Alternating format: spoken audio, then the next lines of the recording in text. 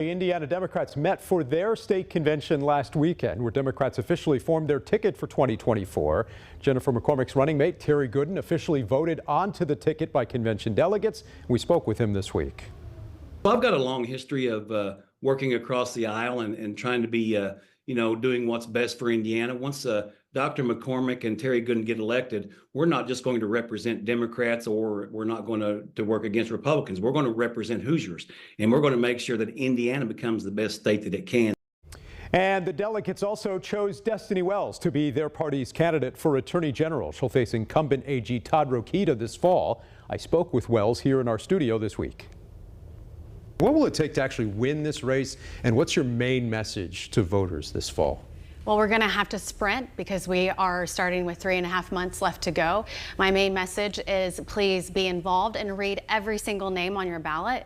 We have seen in the past that we have become polarized, so much so that we're just voting for party. Our message is to get back to voting for the person. And we know when you look at it person to person that I am the better candidate for Indiana Attorney General. And this is a red state. You need people to potentially split their votes in this election. Right. And we have a lot of variables that we haven't had in the past. Right. We have a third-party presidential candidate for the first time in years. We have a third-party gubernatorial candidate. Hoosiers have a lot more choices at the ballot box this year, and I hope that they exercise their choice.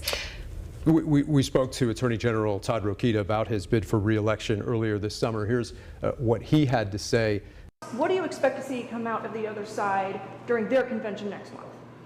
Well, I suspect that, a lot of irrelevancy, because they are irrelevant.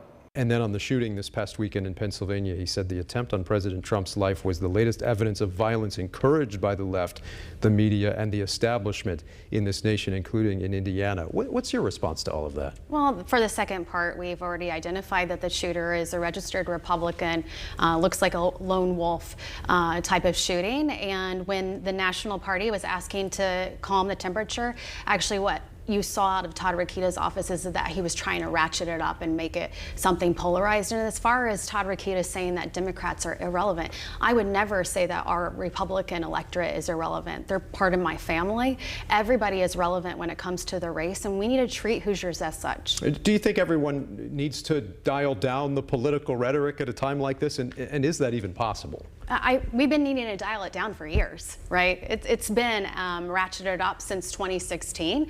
And I think from a national security perspective, it is very important that we start to bring it down and we have reasonable discussions. Like, let's actually talk about policy. Let's not talk about just partisan issues and some boogeyman that the Republican Party has created for another election cycle. Well, let's get into some policy here. You've had a lot to say about reproductive rights. What other issues, in addition to that, do you hope to highlight in this campaign, and if you're successful in this election? One big issue for us is protecting workers' rights. We have not had a Democratic Attorney General since before Right to Work with Mitch Daniels. We've never reimagined the office to serve workers. A large part of our Hoosier population are union members, are middle class. I come from the middle class. That is my family, and I want to make sure that we're serving people and being the people's attorney.